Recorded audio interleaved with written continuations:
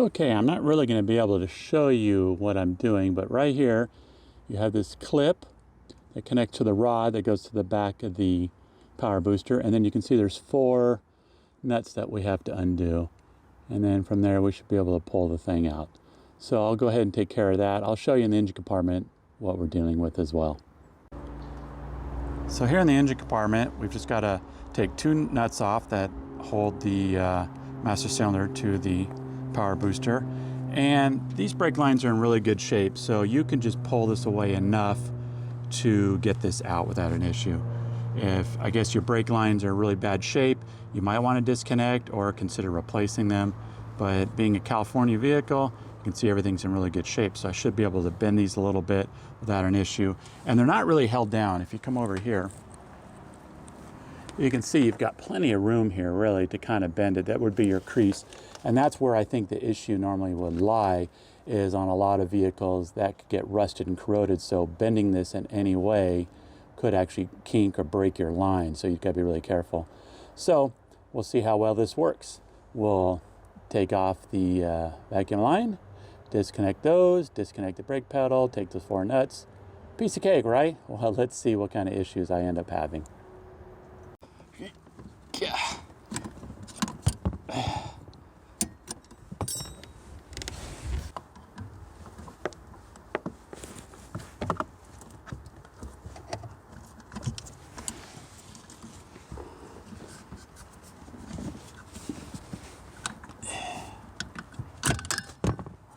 Okay.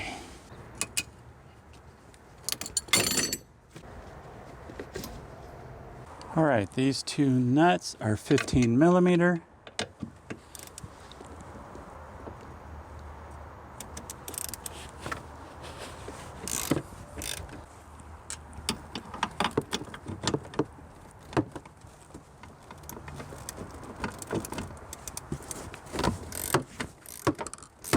You know what happened? It's so embarrassing. The rod for the brake pedal somehow fit itself back on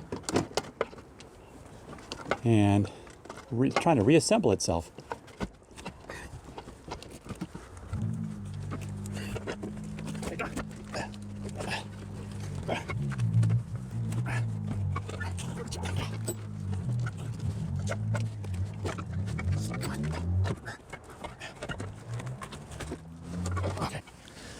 Okay, the most crucial step, let's make sure these match up.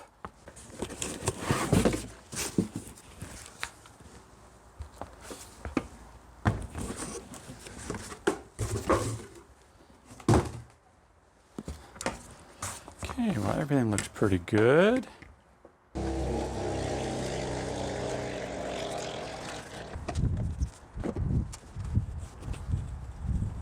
So the curved part on top. So, okay. Okay.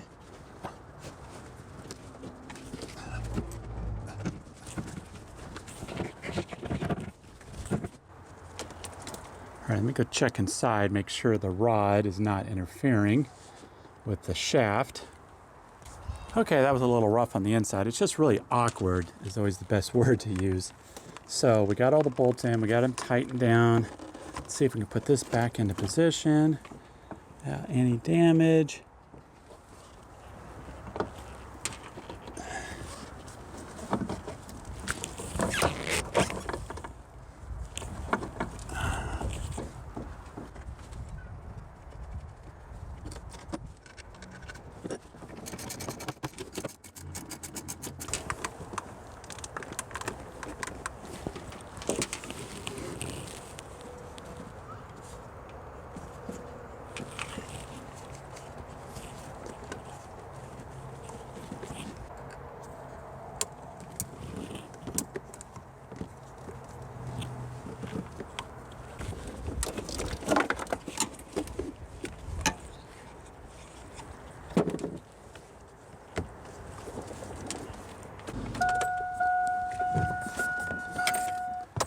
Well, bad news. It doesn't seem like it works, so I must be wrong.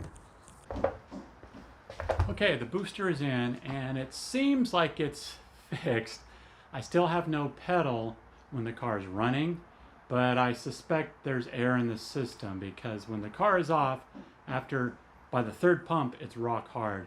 And before, it was soft. When it was off, my foot would just go right to the floor, and you no longer are hearing that hissing noise coming from the engine compartment. So I'm confident it still was the power booster was the problem. So now when my lovely assistant gets back, I will bleed the brakes, and we'll go from there and hope it's not some other issue.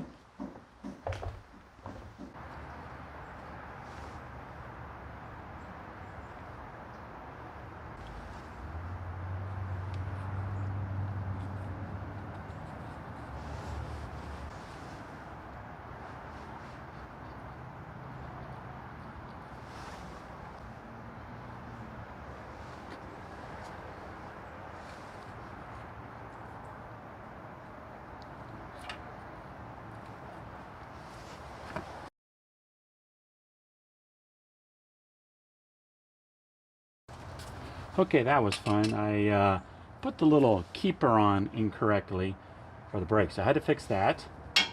And then I was just messing around trying to adjust it to get it just right. I think we're pretty good now. Just a slight bit of hit on there. That should be good enough. Always adjust it more later. So now we got to put the wheel back on, and we'll get to the other side. Okay, so it's been a little bit since I made a recording. I'm not 100% sure where I'm at, but hopefully I'll fix the continuity in the editing. So, last thing I mentioned to you, I was going to do one final bleeding with a second person helping me, and that did not work. So I've come to the final conclusion. It's the master cylinder. It's now additionally wrong. I think the booster was bad, and now the master cylinder. I don't know how all of this happens, but you'll get to know me. You'll find out that if it can go wrong, it usually does. So I'm the epitome of Murphy's Law. Like I said, it should be in the dictionary, face of me. So we'll get the parts ordered. We'll get that in.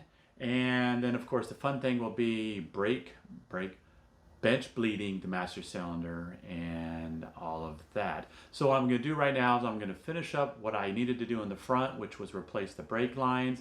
And I'll do one more little quick bleeding and make sure everything's good and ready for a new master cylinder. I was going to attempt to show the whole process here, but it's really awkward to get the camera in here with the lighting and not be in my way. What I wanted to point out is look at this hose.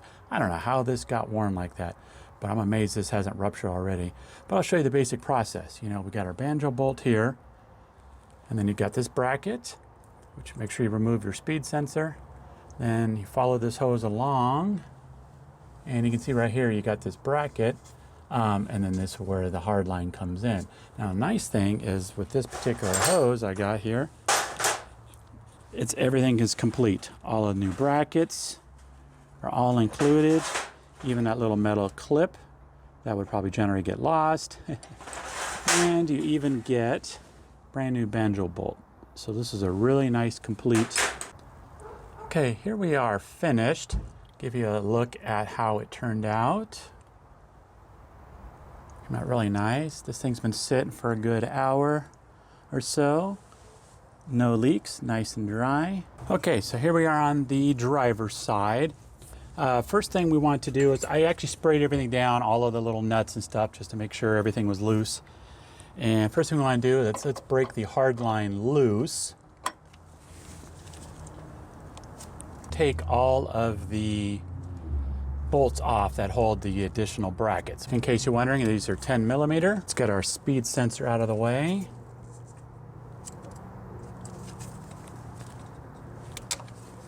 Okay, make sure that's safe. And the one against the frame here is a 13 millimeter. This is where my super secret technique I sort of figured out on my own, but it's probably the right way you should do this anyways. I'm gonna go get the new hose. First, we're going to top up the brake fluid, make sure it's more than we need.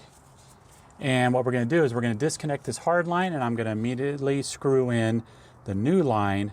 And why I'm doing that is because you're obviously going to get air in your system. But if you put the hose in place and let the fluid drip, it's going to run through that brand new hose, and that way, in essence, it's going to push out a lot of the air, so you have a lot less work later on. And on the other side, that seemed to work really good. What I suggest is let's get everything routed the way it should be, because it's going to start dripping. So we'll have our drip pan here to catch that. And as you can see, it's already coming out the other end. Now we need to quickly get to the banjo bolt. Okay, and that about wraps that hose install up. You can check the banjo. We'll keep monitoring this. Off camera, I removed the brake booster. So I went ahead, since I'm in this whole process to begin with, I pulled it back off and I painted it. Hopefully this isn't going to be a huge disaster. You should put these in a vise. I don't have a vise. I'm gonna put it right here, and I've got like a wedge against the table, and then I can push on the plunger. Excuse me. I can push on the plunger and bleed the air. I'm just gonna have to make sure I don't knock this thing over. Okay, hose all the way bottom. I'll get some fluid, we'll fill it up, and we will begin the bleeding. Cross our fingers, guys, that I can do this. Let's go with that for now. We're not full, but I want to be able to see the air bubbles.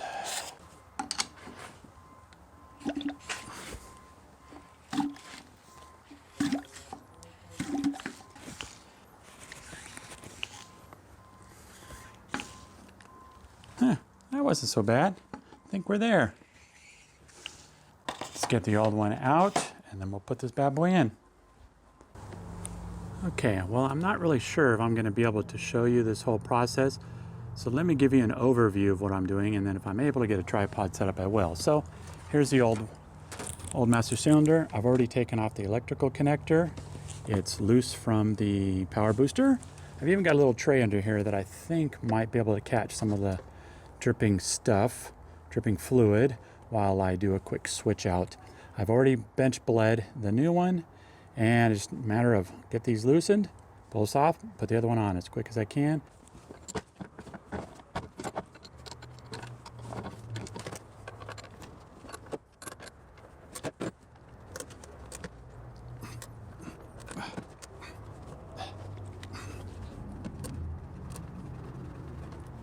Kept those little plugs from the new one.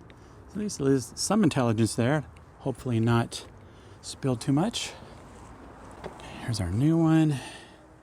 Not sure how well this is going to go.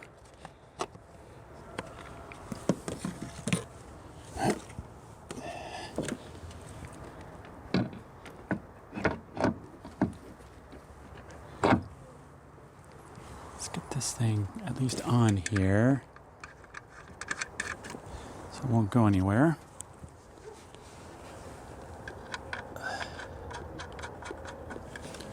Okay, and goes nothing.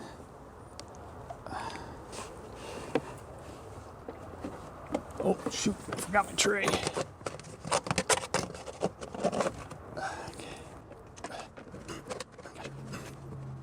Come on.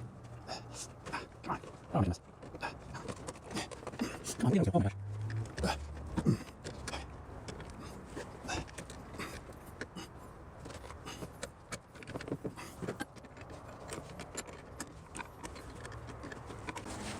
Okay, I'm not sure how much of that I'm going to leave in, but this was an absolute, utter disaster. Huge mess. I was not prepared.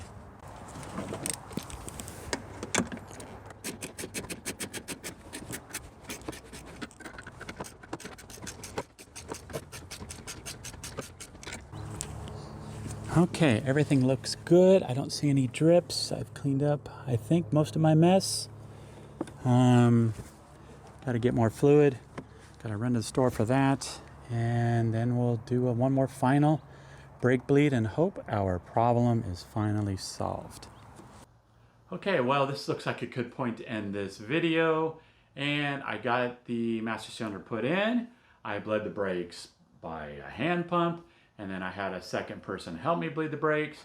Pedal is still soft when the car is running. However, when the car is off, the pedal does get hard. So we have fixed the master cylinder. We have fixed the power booster. The only thing and I've also bled the ABS with my little computer.